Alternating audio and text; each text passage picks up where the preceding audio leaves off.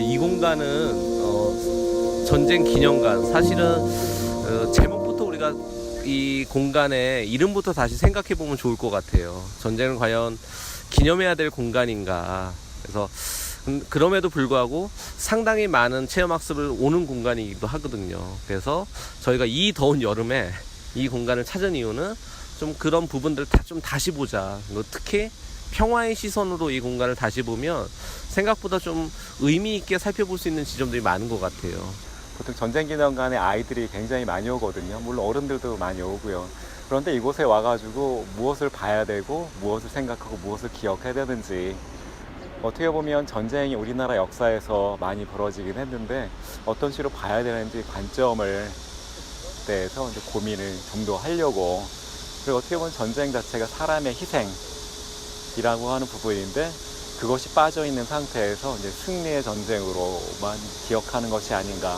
모든 전쟁에는 사람의 죽음이 들어가 있는데, 그런 부분을 좀 살펴보려고 오늘 왔습니다. 전쟁을 기념하는 전쟁 기념관이라고 하는 이 공간이 조금 다르게 보여졌으면 좋겠다. 전쟁을 기념하는 공간이 아니라 전쟁을 기억해야 하는 공간으로 이 공간을 이야기했으면 좋겠다라는 취지에서 오늘 이 공간을 찾았고, 그러면 우리가 기억해야 될 전쟁은 어떤 것인가?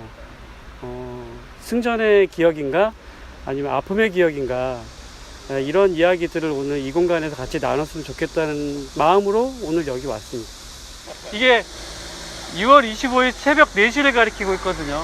그러니까 저게 북한에서 남한을 침공했다고 하는 시간을 그 시간으로 지금 표시를 해놓은 거예요. 그래서 저게 한국전쟁 시에 북한이 남한을 50년 6월 25일 새벽 4시에 침공했다라고 하는 역사적 규정을 이제 이 기념관 안에 입구에 이렇게 둔 거죠. 그래서 북한이 침공을 했다라고 하는 걸 이제 여기서 설명을 해주고 있는 거죠. 이제 근데 사실 안에 이제 들어가서 여러 기념관의 이제 설명들을 보면 알겠지만, 실제 이제 전쟁이 50년 6월 25일 새벽 4시에 북한이 선제 타격을 하면서 이제 밀고 내려온 건 공식적인 사실이지만, 전쟁의 발발을 저 시간으로 봐야 될 것이냐라고 하는 부분들은 여러 가지 논쟁이 있는 거죠. 위에 안에 아직도 그 설명이 있나요? 6탄 시병사가 아직도 있나요? 있습니다. 6탄 시병사 같은 경우에 이제 설명을 보면, 사실은 6탄 시병사 같은 경우에도 그게 이제 전쟁이 났던 50년 6월 25일 새벽 4시 이후에 있는 그 상황이 아닌 거거든요.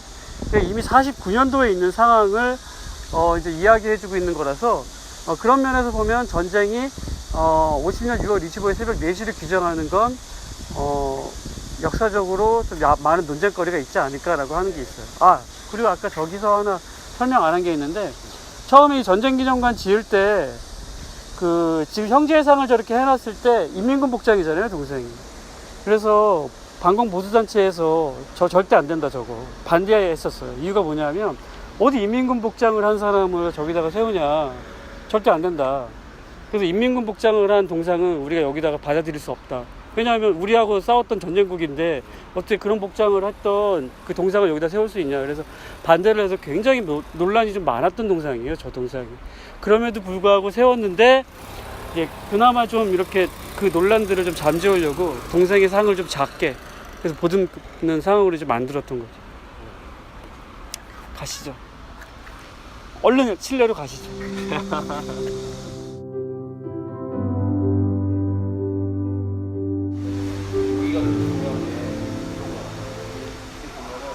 국내 관람객도 많지만 해외 관람객들이 꼭 찾는 장소 중에 하나예요. 맞아요. 그래서 근데 영국에도 사실은 전쟁사 박물관이 있더라고요. 제국주의 이렇게 군사 박물관.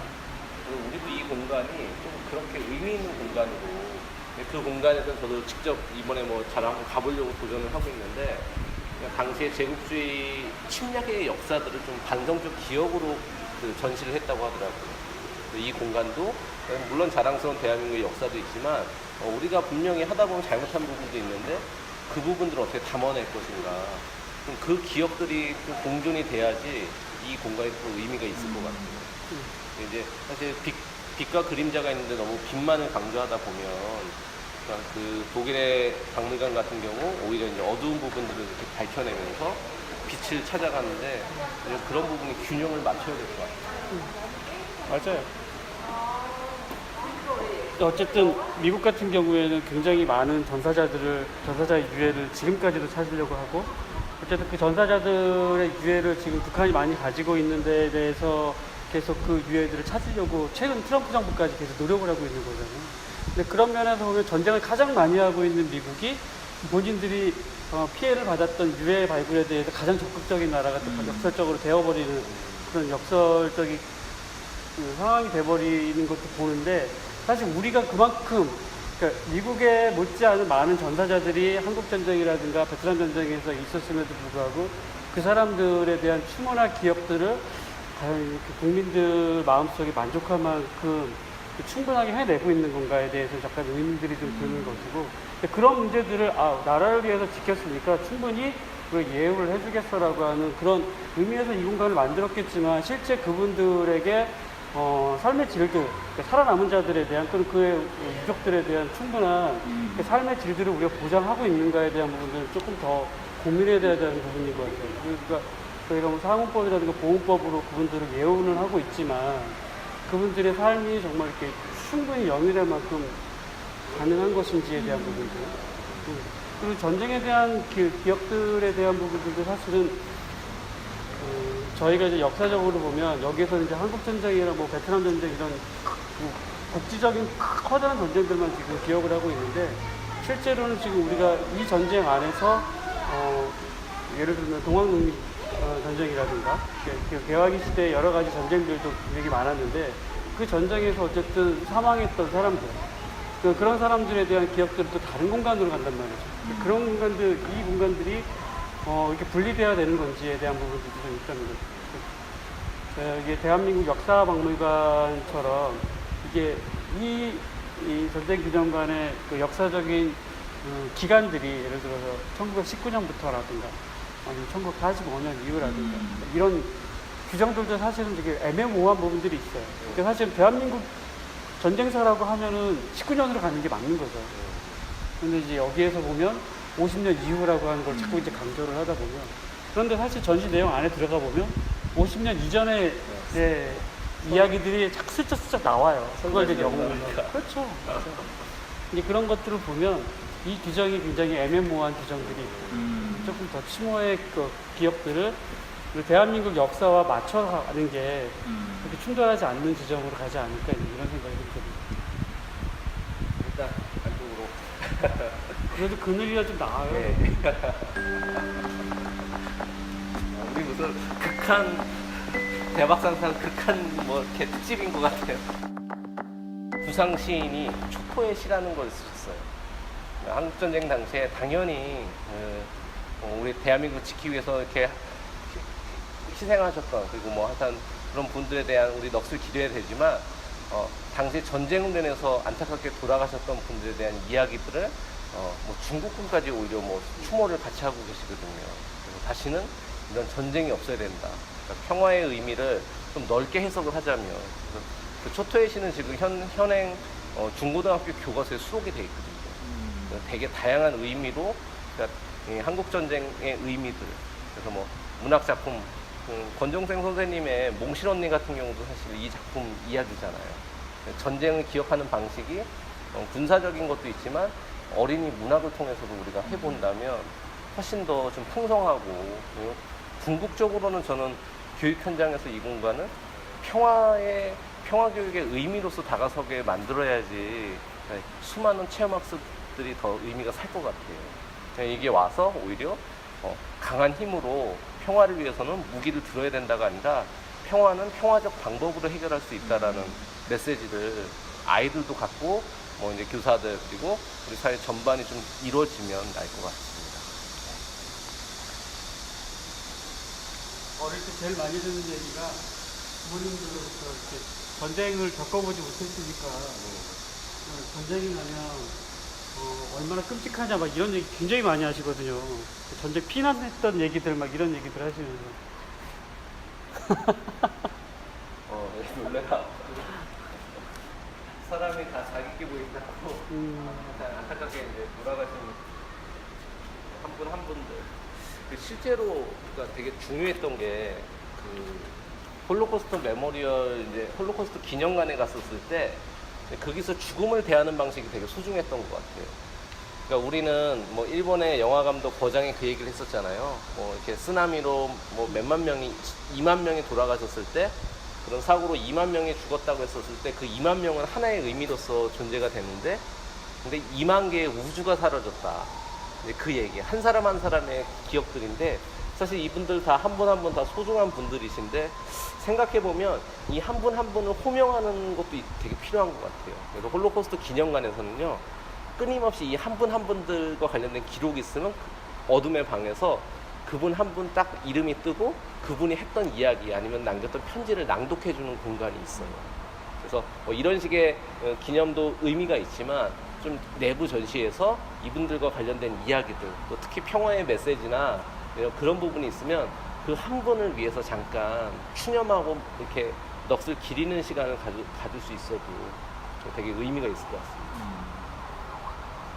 이건 군에서 총을 들었던 사람들에 대한 기억이고 예. 실제로는 그 총을 들지 않았던 사람들 그러니까 전쟁을 그냥 몸으로 맨몸으로 그냥 상대해야 됐던 사람들 있잖아요.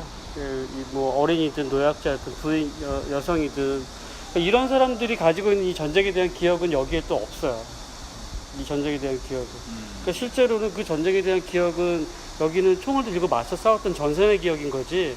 그 전선 이외의 기억들이 사실 더 많은 비참한 것들을 가지고 있었던 것일 텐데 그 전선 이외의 지역에서 이 전쟁을 맨몸으로 맞서야 했던 사람들의 기억은 말씀하신 대로 없는 거죠. 그러니까 그래서 사실은 홀로코스트 박물관에서 말씀하셨던 그런 기억들을 계속 기억하고 소환해내서 그걸 우리에게 들려주는 메시지들이 사실은 별로 없는 거예요. 그러니까 그런 기억들을 사실 지금 만들어서 이 공간 안에 같이 두는 것도 굉장히 의미 있다고 보거든요. 그게 아쉽다는 것이 그 밖에 사람들의 이야기들이 없다는 게 굉장히 아쉽다는 거죠. 이 공간 안에서. 그게 이제 말씀하셨듯이 평화와 인권의 관점들, 전쟁의 무서움, 공포 이런 것들이 좀 이 안에 더 잘 녹아 들어가지 않을까 이런 생각들이 드는 거죠. 그래서 저는 예전에 군대 때나 교련 시간에 저희 훈련할 때 제일 많이 들었던 얘기가 전쟁 나면 니네들이 제일 먼저 죽을 것 같지. 그런데 니네들이 총을 들고 있는 너희들이 제일 안전한 거야 라는 얘기를 굉장히 많이 들었어요. 저는 교관들한테. 그래서 오히려 민간인 신분일 때가 더 위험해. 전쟁이 일어나면 총을 들고 있는 군인들이 제일 안 죽어라는 얘기를 저는 들었어요. 그게 실제 사실이고. 네. 그러니까 그렇게 보면 이 전쟁에 대한 기억들은 총을 들지 않았던 사람들에게 더 끔찍한 기억일 수 있다는 생각이 듭니다.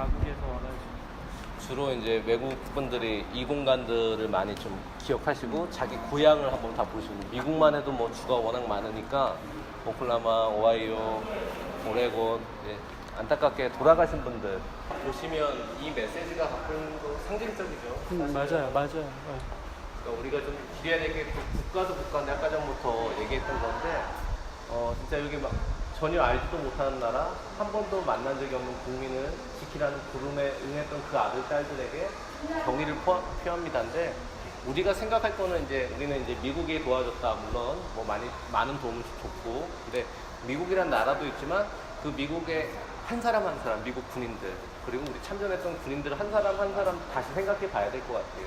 왜냐하면 이렇게 전사를 해서 이름이 올라가시기도 했지만 만약에 그렇게 그 한 사람의 가족들은 과연 어땠을까? 그분들 가족들에게는 엄청난 그 슬픔과 또 고통, 절망인 거잖아요. 갓 결혼을 했던 남성이든 여성이든 많으셨을 텐데 특히 젊은이들이 많다 보니까 이 한 사람들이 그러니까 전혀 진짜 알지도 못하는 나라 한 번도 만나본 적이 없는 우리 국민을 지키기 위해서 그런 안타까운 일이 있었다는 거. 그래서 어떻게 이 평화의 메시지로 넘어갈 것인가가 제일 관건인 것 같아요. 수많은 사람의 무대기가 아니라 그 수많은 사람들 한 사람 한 사람 그러니까 발음조차 이제 낯설고 그런 분들이지만 그 의미들을 우리가 어떻게 모색해낼지 지금 이렇게 보시면 어린이들도 많고 또 외국인 그리고 어르신들도 많잖아요. 저는 이제 그 의미들을 조금이나마 느끼면서 가면 훨씬 더 좋을 것 같습니다. 전쟁기념관 전시관 안에 들어가면 전쟁 역사에 관련된 설명, 패널, 모형물 이런 거 굉장히 많이 전시되어 있는데 어떻게 보면 전쟁에 대해서 생각해 볼 수 있는, 평화에 대해서 생각해 볼 수 있는 그런 여지가 별로 없거든요.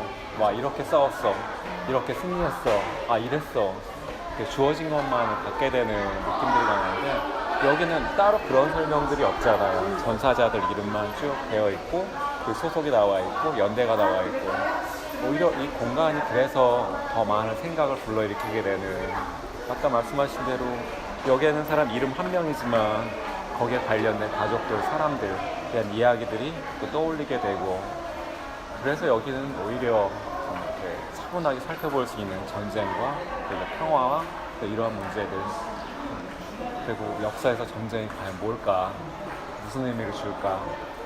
그래서 만약 그런 걸 생각을 해봐요. 여기 사람이 이렇게 쭉 쓰여져 있는데, 물론 우리나라 작품은 아니지만 피카소가 그렸던 게르니카 같은 그런 메시지를 메시지를 주는 그림 한 점이 딱 있으면 또 어떨까. 다른 설명을 하지 않더라도 더 많은 것을 담고 있지 않을까. 그런 생각이 드는데, 많은 사람들이 그냥 이렇게 휙휙 스쳐가는 공간으로 좀 되어 있는 것도 좀 아쉬워요. 한번 좀 멈춰서, 물론 이렇게 살펴보는 분들도 있는데, 좀 발걸음 멈출 수 있게 할 수 있는 장치랄지 그러한 것들이 있으면 더 좋았겠다라는 그런 생각들도 이제 많이 들죠. 그러니까 이게 분리가 되면 좋겠다는 생각이 계속 드는 게, 이렇게 메모리얼하고 그 다음에 박물관하고 좀 이렇게 막 분리되면 좋겠다는 느낌이 계속 드는 거예요.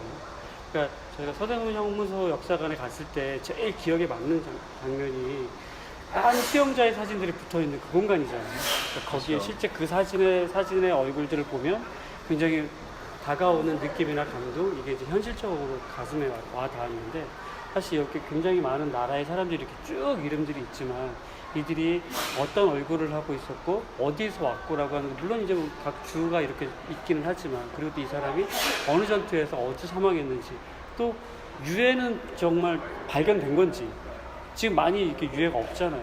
발견되지 않은 유해들이 많으니까. 그런 상황들을 그런 방들처럼, 기억의 방들처럼 이렇게 얼굴들 같이 보면서, 그러니까 한 사람 한 사람이 소중한 생명이고, 소중한 누구의 아들이고 자식이고 또는 누구의 아빠라고 하는 걸 보여주는 공간이 있다라면, 저는 그게 굉장히 지금 말씀하셨듯이 전쟁에 대한 의미들을 다시 한번 이렇게 바라볼 수 있는 굉장히 좋은 방이 아닐까 그런 생각들이 좀 드는데, 그냥 이렇게 이름으로만 오는 그런 감동들, 느낌들이 굉장히 좀 딱딱하고 낯선 것 같아요. 그래서 오히려 서대문 형무소 역사관처럼 그렇게 사진들과 그들의 군번이라든가 이런 것들을 같이 있으면 참 좋겠다, 이런 생각이 좀 들었어요. 지금 말씀 들어보니까. 그래서 여기 이름판이 그 묘비에 있는 스타일로 이렇게 이름을 쭉 써놓는, 네. 그래서 모르겠어요. 이러한 형식의 묘비 스타일을 채용을 해가지고 아마 구현을 해서 쭉 늘어놓는 국립묘지나 이런 데처럼. 근데 그게 사람들이 어디 이 공간을 지나갈 때 생각을 해볼 수 있는, 또 멈춰서 한번 또 생각을 해볼 수 있는 그런 적절한 공간 구조인지는 잘 모르겠어요. 지금 복도식으로 돼 있어갖고 휙휙 지나가는 통로의 의미가 크고, 뭔가 여기 좌우에 있는 이런 거로 되어 있는데, 만약에 여기서 정말 이걸 기린다고 하면 이 공간을 조금 다르게 좀 바꿔야 되지 않을까, 이런 생각 들기도 해요. 이 공간의 의미들을 좀 집중해서 볼 수 있는 다른 공간이 조금 더 만들어지면 네, 좋겠다는 맞아요. 생각이 좀 네. 들어요. 별개로 그 의미들을 좀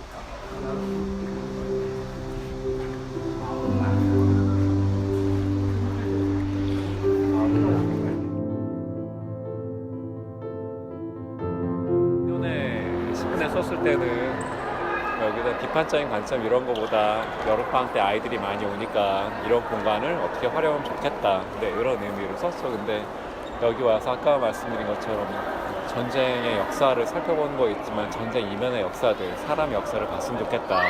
근데 거기 신문에서는 그런 내용을 좀 썼죠. 그래서 와, 이거 우리가 이겼어, 이런 것뿐만이 아니라 다른 사람들이, 여기에 언급되지 않는 사람들을 좀 보면 어떨까, 그런 내용을 좀 썼습니다. 그러니까 들어가서 보면 사실은 이제 굉장히 많은 전투의 이야기들과 한국전쟁의 이야기들, 이런 것들이 이제 안에서 이제 두고 있어서 그런 이야기들을 쭉 하면서, 주로 거기에서 승전했던 얘기들, 이런 얘기들과 승리의 기쁨들을 이제 가지고 아이들이 여기에서 이제 뿌듯한 마음을 가지고 갈 수 있도록 이렇게 하는 거죠. 근데 이제 실제 보면 그렇게 승전했던 그 뒷면으로 그 승전으로 인한 더 많은 고통들이 사실은 이제 여기서 얘기하고 있지 않아요. 그런 얘기들을 이제 저희들이 좀 나눠보면서 전쟁에 대한 아픔들을 좀 더 이야기했으면 좋겠고. 가시죠. 선생님 뒤로 정리해줘요.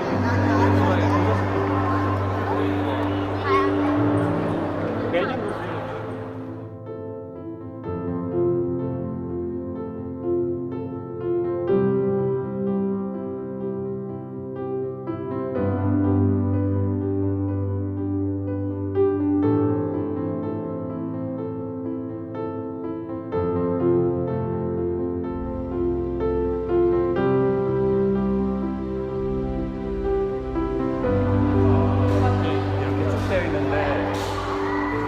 이렇게 수많은 전쟁 용포가 뭐를 정말 의미할까 그거는 잘 모르겠어요. 이게 수많은 전투가 있었다는 건 알고 전쟁이 있었다는 건 아는데 이 전투의 의미가 과연 뭔지 여기에 상으로는 이런 게 많이 있었나 보다라고 지나가는 것 정도. 그리고 아까 다른 저기 지나간 분들도 그렇지만 연표를 볼 때 가장 앞만 보고 그냥 지나가거든요. 고조선 보고 있었나 보다 하고 지나가고. 과연 이 공간이 그런 의미의 공간인가 그런 것도 한번 생각을 해보게 되고요. 낱낱의 이 전투들이 의미들이 굉장히 많았을 텐데 이렇게 한 줄로 표기가 되니까 뭐 일지처럼 등가의 가치를 가진 묵가의 가치를 가진 뭐 그런 것처럼 뭐 인식이 되기도 하고요. 여기 이렇게 보시면 그 명칭들도 좀 자세히 보셔야 돼요. 그러니까 이제 몽고 같은 경우는 이제 몽골로 표기하는 게 좀 더 합리적일 수 있을 텐데 그런 부분. 이제 중국군으로 교과서 표기도 바뀌었는데 이제 여전히 중공군으로 돼 있고 사실은 이제 명칭이 아무것도 아닌 것 같지만 이 명명을 어떻게 하냐에 따라서 이 의미들이 달라지거든요. 지금 앞서 선생님들 말씀처럼 하나의 그냥 계속 끊임없는 이런 사건들로서만 다가섰을 때 오히려 이제 추격하는 설명도 있지만 좀 그 의미들에 대해서 생각할 수 있는 여지들이 좀 사라지는 것 같아요. 그래서 철학은 전시 도입부가 과연 이래야 될 것인가에 대해서 좀 더 어떤 식으로 우리가 전쟁을 기억할 것인가의 의미들이 있다면 좀 이 전시 방식을 좀 바꾸는 것이 좀 낫지 않을까. 여기는 이 기념관의 전쟁 기념관, 현지가는 기념관이니까 무엇을 봐야 될지, 뭘 생각해야 될지 그런 제시를 좀 해주면 더 오히려 좋았을 텐데 이런 생각이 들어요. 무슨 얘기를 하고 싶은지는 알 것 같아요. 그러니까 이렇게 많은 전투를 거치면서 그래도 대한민국이라고 하는 국가가 이렇게 많은 전투를 거치면서도 그래도 잘 버텨왔다 이런 얘기들을 지금 하고 싶고 그런 메시지들을 애국심이라든가 이런 것들로 전달을 하고 싶은 것 같은데 실제로 전투가 중요한 게 아니라 그 전투의 상황들과 결과가 되게 중요한 거잖아요. 그런 얘기들이 이제 이렇게 쭉 다 이 장면에서 나열하기 굉장히 어려운 점들이 있지만 어쨌든 그런 단면으로 보면 지나가는 굉장히 좀 아쉬운 장면들이 있는 거죠. 그리고 이제 우리나라가 되게 이제 세계화되면서 점점 같이 세계화 교류하면서 이렇게 봤을 때 너무 일국사적 관점으로 돼 있는 것 같아요. 사실 우리 전쟁이 참 많았다라고 이제 강조하지만 역설적으로 생각하면 평화의 시기가 더 많았거든요. 역사적으로 살펴봐도. 그런 의미에서 글로벌이 되고 다문화 시대에 접어든 우리 이제 자랑스러운 대한민국의 역사를 봤을 때 좀 더 같이 교류의 역사, 평화의 역사를 이렇게 한다면 좀 이 의미도 달라질 것 같아요. 그래서 앞서서 우리가 전쟁 기념관에서 과연 무엇을 전쟁을 기념할 만한 곳인가라고 의문을 했던 것처럼 그 의미들이 규정이 되면 이 전시 초입부가 상당히 달라질 수 있고 그리고 끊임없이 우리가 질문으로 좀 시작했으면 좋겠다고 했는데 여기서 과연 우리는 어떤 질문으로 이 공간과 마주할 것인지 그러니까 저는 핵심 질문이 과연 무엇일까 그냥 평면적 나열이 아니라 그런 핵심적 메시지를 통해서 이 공간과 관람객들이 만날 수 있는 장을 좀 새롭게 열었으면 좋겠다라는 그런 생각이 강하게 듭니다. 이게 뭔가 어떤 메시지를 이 공간을 줄 것이 되게 모호한 게 예를 들면 이렇게 규정하고 있는 사태 같은 경우도 1.21 사태 같은 경우에는 전쟁이 또 아니잖아요. 청와대 미수 사건 뭐 이렇게 돼가지고 북한이 이렇게 내려왔던 사건이고 근데 그렇게 따지면 사실은 뭐 같은 해에 있었던 10월 달에 뭐 우리가 잘 아는 이승만의 뭐 공산당이 싫어요 사건에서 3.5일진 무장공비 사건이라든가 이런 것들도 들어가야 되는 거고, 베트남 파병에서 끝나지 않고 사실은 최근까지도 어쨌든 서해안에서 계속 끊임없는 교전들이 있었고 천안함도 있었고 굉장히 여러 가지 사건들이 있었는데 그것들도 지금 좀 없는 거죠. 이제 그런 규정들을 되게 주관적으로 해놓고 어떤 주제의 맥락이라든가 이런 것들이 딱 정해져서 그 맥락대로 가는 게 아니라 주관적으로 굉장히 섞여 있어서 여기 전시되어 있다는 느낌이 드는 거죠. 저기 10월 1일 같은 경우도 국군 38선 돌파 이렇게 돼 있잖아요. 10월 1일이 우리 국군의 날이잖아요. 국군의 날이 사실은 국군이 창설된 것을 기념해서 기념하는 날이 아니라 창설이 아니라 이렇게 38선을 돌파했다고 해가지고 지금 나오는 날이죠. 그러니까 이것도 기념일들도 굉장히 좀 취지에 안 맞는. 원래 보통 저희가 이제 기념일이라고 하면 개교 기념일, 학교가 처음 만들어진 누가 태어난 날 이런 거잖아요. 근데 저건 오히려 국군이 창설돼서 만들어진 날이 아니라 38선을 돌파했다 그래가지고 10월 1일 국군의 날을 기념을 했다고 하는 것도 굉장히 좀 모순적인 거예요. 그러니까 그런 맥락 없는 것들처럼 여기 전시가 맥락이 없다라는 생각이 들어요. 실제로 다행인 게 최근에 이제 그 국군의 날을 신무관학교 네, 맞아요. 예, 설립 기념일을 하자라고 그래서 최근에 대통령께서도 이제 육사 졸업식에 가셔서 이제 그걸 언급을 하시고 그래서 이제 우리 대한민국 자랑스러운 국군의 날 같은 경우도 그 의미들을 좀 바꿀 수 있을 것 같아요. 한국 광복군도 있었고 이제 그런 의미들. 그래서 사실은 여기 좀 학계의 연구 성과들도 제대로 좀 반영이 안 된 부분이 분명히 있어서요. 이제 그런 부분들에서 우리가 좀 이 의미들 그리고 이걸 이렇게 닫아두지 말고 좀 더 열어놨으면 어땠을까. 지금은 너무 규정이 강하고 그래서 아마도 근데 신기한 건 아이들은 지금 저희 아이도 같이 있는데 이 의미들을 보기보다 영상 자료들을 계속 보게 될 거예요. 디지털 영상 자료를 보게 될 텐데 이제 오히려 그 속에서라도 좀 의미들을 좀 다시 살린다면 그리고 어떤 인물들을 구현하고 그 내용들을 좀 어떻게 할지 지금은 다소 딱딱한 내용들로 돼 있는데 좀 인물들 생생한 이야기로 좀 담아진다면 훨씬 더 나을 것 같습니다. 저런 거 재밌을 것 같아요. 펀치볼 막 이런 거. 애들이 펀치볼이 뭔지 모르잖아요. 왜 저런 이름이 붙었지? 펀치볼이 어떤 거지? 막 이런 것들 하면 좀 재밌을 것 같아요. 저 살던 동네에서 막 고개 이름들이 캐러멜 고개 막 이런 고개들이 있어요. 되게 강원도 촌의 시골의 고개 이름이 영문 이름이잖아요. 되게 신기한 거예요. 근데 그런 거 보면 다 한국 전쟁하고 다 관련이 있거든요. 그 고개를 뚫기 위해서 미군들이 와가지고 고개를 이렇게 만들면서 이 고개가 캐러멜처럼 이렇게 돼 있다. 근데 원래 그 카멜이라고 하더라고요. 낙타처럼 이렇게 휘어 있어가지고. 네, 근데 그걸 우리나라 사람들이 듣기에 캐러멜처럼 드는 거예요. 카멜을.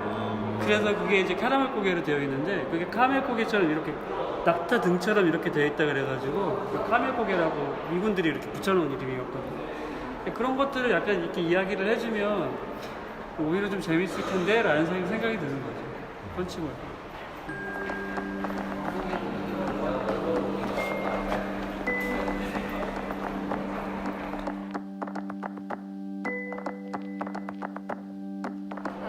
우리 헌법과 좀 약간 배치되는 측면이 있어요.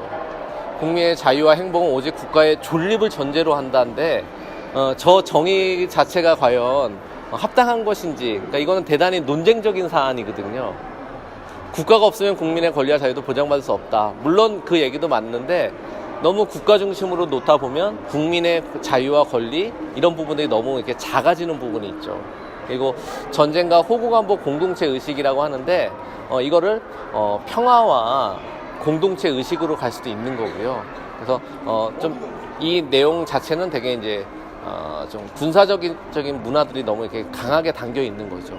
그래서 이 부분이 역으로 우리 헌법 조항과 같이 논쟁을 해서 본다면 좀 달라질 수 있을 것 같아요. 근데 이게 되게 좀 상징적인 게 전쟁기념관에 어쩌면 지금 이 수많은 전시들의 근간을 이룰 수 있기 때문에 이 부분들에 대한 우리가 좀 재검토가 필요하지 않을까 그런 생각이 좀 듭니다.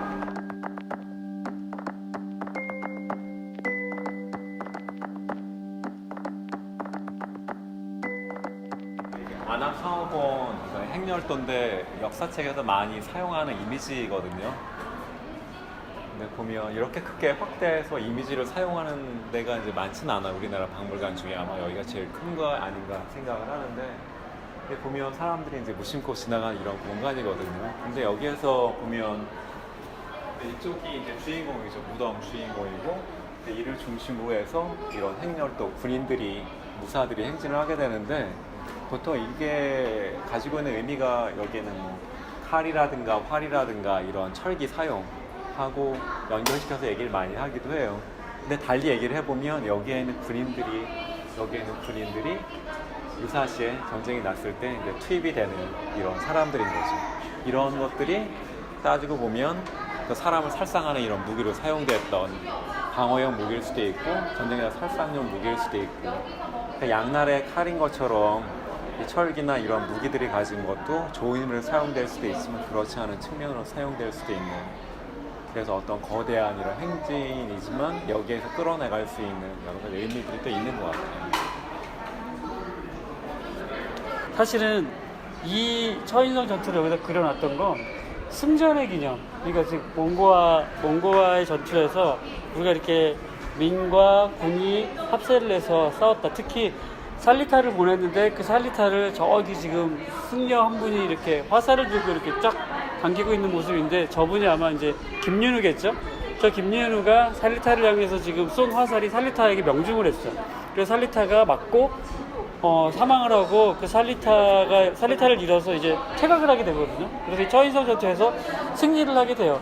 그런데 이 승리 뒤에 뭐가 오냐면 지긋지긋한 몽고의 침략 전쟁이 시작되면서 고려가 그때부터 이제 몽고의 침략 전쟁 시기로 이제 들어가는 거죠. 그래서 긴 몽고의 침략 식민 시대로 들어가는 거예요.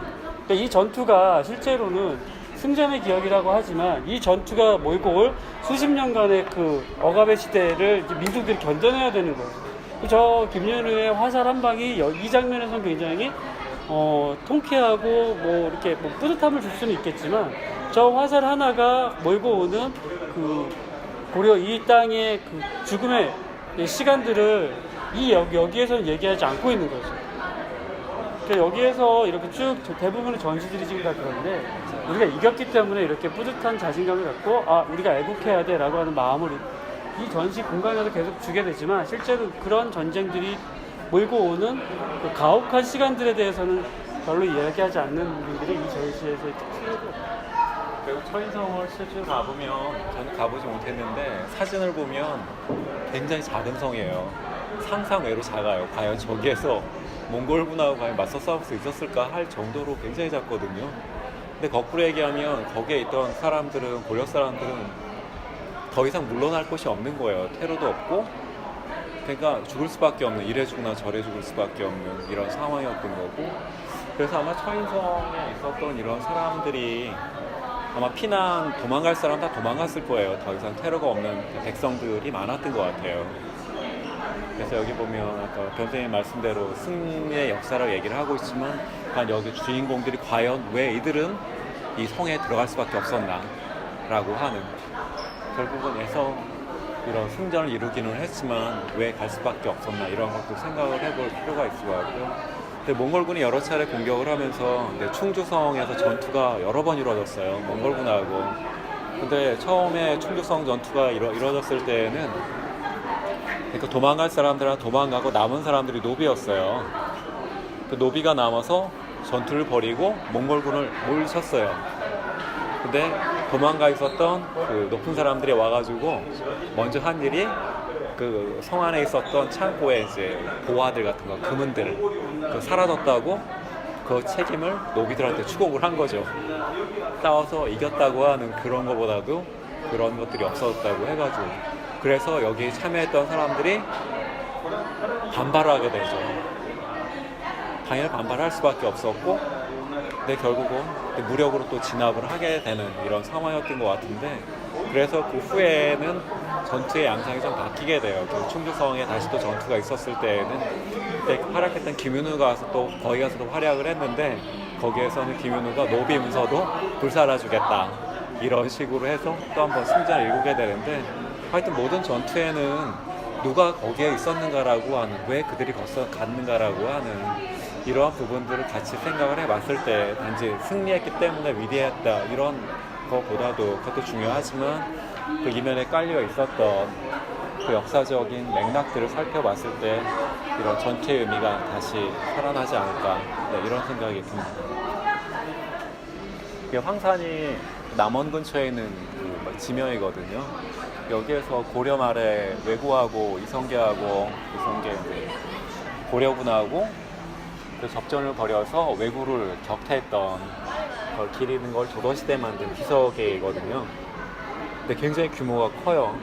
근데 이 비석이 파괴가 된 게 일제강점기 말에 이제 2차 세계대전인가 그때 일어났을 때인가 조선 총독부에서 이런 업적을 알린 비석들을 파괴를 해요. 그래서 여기에 있는 비석은 남원에 있는 건데 서울로 가지고 오거나 그때 경성이었겠죠. 가져오거나 가져오기 힘들면 파괴시키라고. 그래서 실제로 가서 보면 현재 남아있는 비석은 저기 황산 대첩 지비라고 돼 있는데 글자가 다 없어요. 다 파내가지고 없고 여기에 있는 내용들도 정인가 이런 걸 동원해서 다 글자를 갈아냈어요. 그리고 다 깨서 지금 환산 조각이 났어요. 그걸 땅에 묻어버렸거든요. 해방되고 나서 그 이후에 이걸 다시 파내가지고 비석은 옆에 놓고 이제 요즘 세운 비석을 다시 세워놨죠. 그래서 보면 이런 비석 하나가 가지고 있는 역사적인 의미가 단지 여기에는 왜그를 물리쳐서 승리했다는 그런 의미뿐만이 아니라 하나의 기록이 그 이후에 어떤 식으로 영향을 끼치게 되는지, 그리고 역사에 대해서 무엇을 기억을 해야 되는지, 그리고 파기하고 없애뜨린다고 해서 다 되는 것이 아닌, 사실은 왜구의 격퇴의 역사 그런 부분뿐만이 아니라 역사를 어떤 식으로 기억을 해야 될 것인가에 대한 부분에 시사점을 많이 주고 있는 비석이 바로 황산 대첩비죠.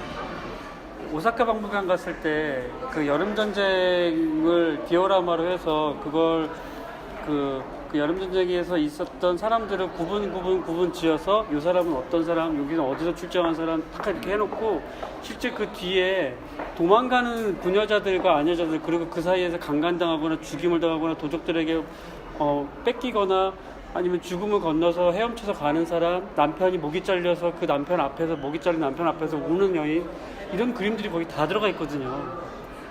여기도 보면 동래부 순절도라든가 부산진 순절도에 보면 실제로 이렇게 굉장히 많이 막 싸우는 장면들도 있지만, 여기서 특히 동래부 순절도 같은 경우에는 선생님이 지난번에 보내주신 거에도 보는지 있지만 도망가는 장면들이 있고, 또 저렇게 저기서 보면 여인들이 지붕 위에 올라가서 기왓장을 던지면서 싸우는 장면들이 있거든요.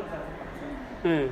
그리고 그 기왓장 밑에서 깔려 죽은 왜군들도 있고, 실제 저기서 이 와중에서 붉은 옷을 입고 그 한양을 왕을 향해서 지금 순절전에 절을 하고 있는 장면들도 있어요. 그러니까 이런 장면들이 굉장히 여러 군데가 있는 거잖아요. 여기 보면 기장에서도 일본이라고 되어 있고, 저쪽에서 또 저 서쪽에 지금으로 보면 이제 동쪽 오른쪽이죠. 성이 무너져가지고 왜군들이 우르르 들어오는 장면들이거나, 이런 것들을 이렇게 하나하나 디테일하게 몇 개 구분을 해서 그 장면들을 이야기해주면, 사실 저때 동래부 그러니까 우리가 얘기하는 동래성이 얼마나 긴박했었는지 이런 것들을 좀 이야기해 줄 수 있을 것 같은데, 그냥 그림 하나로 일본이 동래성을 점령할 때 우리가 싸웠어 라고 하면 그냥 그것으로 그림 하나가 끝나버리는 거거든요. 근데 그림은 전하고자 하는 메시지가 굉장히 많았던 거예요, 이 그림 안에는. 그리고 그 참혹상에 대해서도 이야기를 하고 싶었던 거고, 비겁하게 도망가고 있는 장소에 대해서도 얘기를 하고 싶었던 거예요. 근데 그런 것들을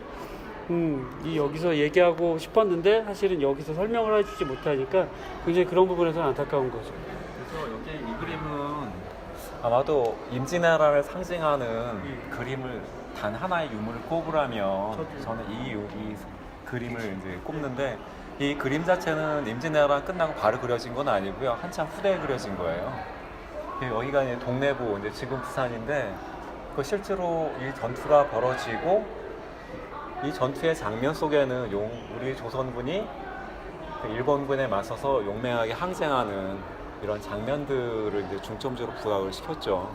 그러면 이 전투 이후에 그들은 어디로 갔을까에 대한 그림은 여기에는 없습니다. 근데 얼마 좀 시간이 됐네요. 이게 부산 그 지하철 공사를 하다가 이 앞에서 유적이 발견됐어요. 지하철 공사를 하다가 유적이 발견됐는데, 거기에서 해골이 나온 거, 유골이. 유골을 보니까 대략 100명 내외 정도 되는 사람들의 유골이 바로 여기 남문이라고 하는데 문 옆에서 이제 여기 왼쪽 부분 그쪽 지역이었는데 짧은 구간이거든요. 거기서 한 100여 명 정도 해당하는 유골이 발견됐어요. 과연 그 유골의 주인공이 누굴까? 그래서 추적을 하고 가다 보니까 거기에는 일본도에서 뭐 두개골이 잘린 이런 유골도 있었고 굉장히 어린 아이, 5살 남짓된 아이였을 것 같은데 이제 총알을 맞았던 아이, 조총에 맞은 아이들 유골도 나오고 그래서 아마 그 유골들의 주인공이 이 그림 속의 주인공들, 백성들, 물론 군인들도 당연히 있었을 테고요. 나중에 일본 분이 여기를 점령하고 난 다음에 이 성 안에 있었던 시신들을 이 앞에 있던 해자라고 하는 이 또랑 방어선에 그쪽으로 다 던져버렸던 것 같아요. 그게 이제 지금까지 전해져 있던. 그래서 이 그림 같은 경우에는 이제 승전은 아니었지만 항전의 역사를 기록을 했지만 실제로 더 중요한 의미 중에 하나는 그 이후의 역사, 이 사람들이 과연 어떻게 됐을까. 그래서 전쟁이 끝난 다음에 기록들을 보면 여기에는 한날 한시에 제사를 지내는 사람들이 많은 거예요. 그래서 그 날만 되면 다 곡소리가 들리는 거예요. 그래서 이 동네부 같은 경우에는 그런 것들을 치유를 해줄 수 있는 작업들이 더 많이 필요했던 거고 그래서 이런 그림 역시도 아마 그런 부분 중에 하나가 또 아닐까 이런 생각이 드는데 이 전쟁이 보여주고 있는 모습들을 가장 잘 보여주는 그리고 아까 말씀하셨던 더 정중앙의 송상현 동네부사 결국은 일본군을 막지 못하는 상황이 되니까 관복으로 갈아입고 임금님을 향해서 절을 하고 일본군에 의해서 이제 죽음을 맞게 되죠. 그리고 밑에 보면 그 지붕에 올라가 있는 2명이 기와 던지는 그 여성과 그 다음에 그 남성. 그래서 기록에 보면 기와장을 맞고 이제 일본군이 이제 죽은 이런 장면도 있는데 여기서 놓치지 말아야 될 사람이 저 건물 송상현 부사 좀 아래쪽에 보면 담을 넘고 있는 한 명의 여성이 보일 거예요. 멀담하고 있는. 거기서 좀 밑에 화살 쏘고 있는 사람, 그 밑에 보면 담 넘고 있는 사람이 있거든요. 그 사람이 바로 동네 부사의 첩이었어요. 기생 출신의 금섬이라고 하는 사람인데 저 사람이 이 그림 속에 등장하게 된 하나의 이유는 동네 송상현이 저런 상황에 처한 걸 알고 도망가지 않은 거예요. 그래서 같이 죽음을 맞겠다고 해서 도망가지 않고 다시 가는 거거든요. 멀담을 해서 그쪽으로 가는 거예요. 결국 이 사람도 죽고 말죠. 그래서 그 충절, 내 정절을 보여줬다고 해서 이렇게 그림 속에 기록이 돼 있죠. 그래서 이렇게 보면 역사 속의 그림이나 임진왜란 때 얘기가 되어 있었던 사람들 보면 그 논계도 마찬가지고 이 사람도 마찬가지고 그런 우국충정이라든가 그 정절이라든가 이런 것들 속에서 그런 대표적인 거로 되기 때문에 금섬이라는 인물이 저런 그림 속에 또 등장을 하게 됐죠. 팻말도 설명을 해주시면 좋을 것 같아요. 이 전쟁의 명분을 얘기하고 있는 검은 팻말에 대해서 얘기를 해주시면 좋을 것 같아요. 그 밑에. 그러니까 저게 지금 그 명으로 가기 위해서 길을 열어달라라고 하는 건데 송상현이 거기다 대고 이제 검은 팻말로 다시 던지는데 가도남마 길을 열어주긴 어렵다. 예. 그러면서 이 전쟁이 시작되는 거거든요. 그러니까 저기 지금 성 정문 오른쪽에 까맣게 지금 이렇게 던져져 있는 것들이 서로 이제 그 전쟁에 대해서 이제 선전포고를 하고 있는 거예요. 길을 열어달라. 아, 길을 열어주기 어렵다. 그래서 얘기하는 목숨을 내놓을 수 있는데 길을 못 빌려주겠다고 해서 여기 이제 일본군들이 이제 공격을 하기 시작을 했던 거죠. 근데 중과부적이었어요. 상황 자체가 워낙 그 조선군의 규모가 작고 왜군들의 규모가 워낙 커가 여기는 갱크에서 중과부적이었고 저기 도망가는 그 이각인가? 도망가는 사람 상징적으로 그러는데 나중에 저 사람은 잡혀갖고 처형이 돼요. 사실 이 그림이랑 우리가 같이 지금 말씀해 주신 것처럼 좀 생각해 볼 부분은 그런 것 같아요. 그러니까 이 장면이 워낙 임진왜란을 대표하는 장면이다 보니까 초중고등학교 교과서에 다 수록이 돼 있는데 그 지금 말씀하신 것처럼 부분 그림들에 대한 설명들이 다 있어요. 그래서 사실 지금 전쟁기념관에 되게 영상적인 자료들도 많은데 그런 부분들이 좀 소개가 되면 훨씬 더 나을 것 같고요. 또 하나는 왜 이 기록을 임진왜란이 끝나고 나서 그렸을까? 사실 이거는 이제 유성룡이 집필한 징비록이랑 같이 봐도 되게 좋은 거거든요. 그러니까 대단히 부끄러운 기억이지만 다시 그런 잘못된 것을 되풀이하지 않기 위해서 기록으로 우리가 정리하듯이 이 그림들도 그런 의미가 있어요. 그리고 당대에 이제 충절이라는 그런 의미들을 더 담고자 하는 게 있었고, 좀 이제 그런 의미로 이 그림들을 다시 본다면, 실제로는 이런 그림들이 이렇게 좀 평면적 전시보다는 입체적으로 하고 생각할 거리를 좀 던져준다면 훨씬 더 의미들이 살아날 것 같아요. 그래서 지금 요 장면들, 이 두 장면들은 되게 임진왜란을 설명하는 가장 대표적인 그림. 그래서 100마디 그 어떤 문장 설명보다 그림 한 장의 그림과 사진이 갖는 상징성에서 좀 우리가 주목해서 볼 만한 그런 장면입니다. 여기서 만약에 여기가 이제 임진왜란에 관련된 데인데 여기 어떤 송상현상의 문집도 있고, 근데 여기 제 생각으로는 전시가 돼야 되는 작품이 그 신속 동국 삼강행실도라고 해서 임진왜란 이후에 편찬된 책인데, 근데 그 책 내용이 한 거의 반 가깝게는 임진왜란 때 희생된 여성들이에요. 그림 있고 이제 한문 설명 글이 있는데, 이제 그림 내용들을 보면 주로 전쟁 상황에서 여성들이 어떤 상황에 처하게 되는가 다 죽는 내용이거든요. 거의 10중 8구는 일본군에 의해서 성적인 그를 거부하면서 그 목숨을 내놓고 했던 이 상황들을 쭉 기록을 한 건데, 어떻게 보면 전쟁의 상황을, 물론 책을 편찬했을 당시에는 이렇게 항거를 했다고 하는 그런 의미로서 편찬을 했겠지만, 전쟁 상황이 됐을 때 일반 백성들이, 특히 여성들이 어떤 상황에 처하게 되는가를 역설적으로 굉장히 잘 보여주는 그런 부분인데, 만약 그런 책이 있다면 어떤 전쟁의 모습들을 더 잘 보여줄 수 있는 이런 전시가 될 것 같아요. 말씀하시면. 아니 왜 저 끝도 모를 전함이 들어오는 끝도 없는 저 전함들의 모습을 사실은 이 그림에서는 중요하게 생각하는 것 같아요. 그 임진왜란이 시작되는 그 명분이 무엇인가라고 하는 것을 이제 여기에서 보여준다고 하면, 어디로부터 일본군들이 들어오기 시작했는가, 배를 타고 들어오는 이 장면들이 굉장히 상징적이고, 이 배를 타고 들어오는 이 군선의 규모가 실제로 이 그 부산진에서 막아내기에는 되게 중과부적이었다라고 하는 장면들을 여기에 이제 보여주는 거예요. 부산진에서 있는 이 병력의 규모와 이 끝도 없이 들어오는, 사실 저게 배인지 바다인지 이게 육지인지도 모를 만큼 끊임없이 밀려 들어오는 거잖아요.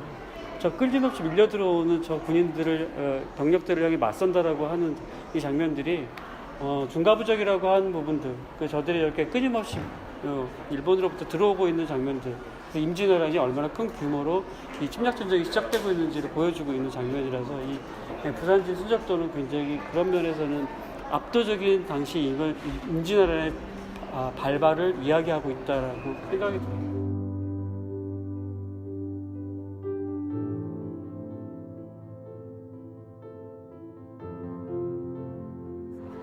오늘 전쟁기념관 일부가 끝났고요. 사실 너무 넓은 공간이라서 여기를 한 번에 다 본다는 건 좀 무리였던 것 같고, 그래서 오늘 조선시대까지 이렇게 저희가 돌아봤는데, 어쨌든 조선시대를 돌아보면서도 이 전시가 주는 뭔가 다른 의미들, 어쨌든 대박상상이 박물관이나 전시관을 새롭게 해체해서 새로운 시각으로 본다라는 의미에서는 오늘 굉장히 좋은 시간이었고 즐거웠던 시간이었던 것 같아요. 전쟁의 의미가 승전의 의미와 더불어서 전쟁이 가져다주는 또 고통들, 그래서 그 전쟁을 어떻게 하면 미연에 막을 수 있을까, 이런 고민들을 좀 가지면서 이 기념관을 나서는 우리가 되는 것이 어떨까라는 생각이 좀 듭니다. 그리고 막 여기는 이제 엄마 아빠하고 이제 가족하고 오게 되는 경우가 많은데, 근데 그런 이야기를 좀 나눴으면 좋겠어요. 야, 이거 봐라, 멋지다, 얼마나 잘 싸웠냐, 이런 얘기도 중요하지만, 그리고 장군 봐라, 얼마나 칼이 큰데, 뭐 이런 얘기도 중요하지만, 실제로 만약에 전쟁 속의 주인공이 나였다면, 저 병사가 아빠였다면 혹은 엄마였다면, 혹시 나였다면 어땠을까, 이러한 질문도 던지면서 같이 이 기념관을 둘러봤으면 좋겠어요. 저까지? 네, 3명이니까. 예. 이거 무슨 이 마지막 장면이 너무 재밌네요. 하나라도 재밌어요. 예. 앞서 뭐 이렇게 선생님들 말씀처럼 이 공간을 좀 평화의 공간으로 다시 좀 재해석해 봤으면 좋겠고요. 그래서, 마치 영화 황산벌을 좀 떠올려 보시면 좋으실 것 같아요.